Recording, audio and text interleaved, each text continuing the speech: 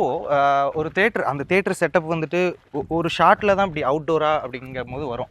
அதுக்கு அந்த அளவுக்கு டீடைல்டா ஒரு போஸ்டரா இருக்கட்டும், இதுல இந்த ஒரு சேர் டிக்கெட் ₹1, பெஞ்ச் டிக்கெட் 75 பைசா, இந்த அளவுக்கு டீடைலிங்கா ஒன்று பண்ணுவோம் நன்றி மீண்டும் இருக்கு முதற்கொண்டு.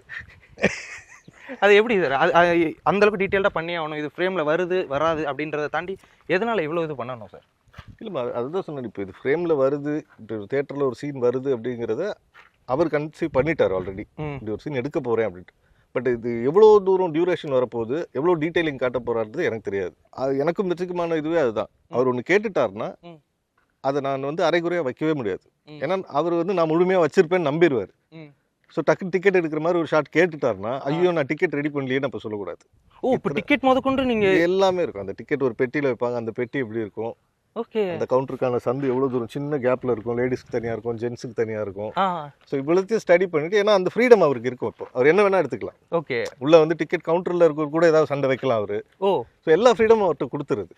இல்லை சார் வெறும் என்ட்ரி மட்டும் கொடுத்துருக்கேன், உள்ள ஸ்க்ரீன் வைக்கல, அது இது சொல்கிறதே இல்லை.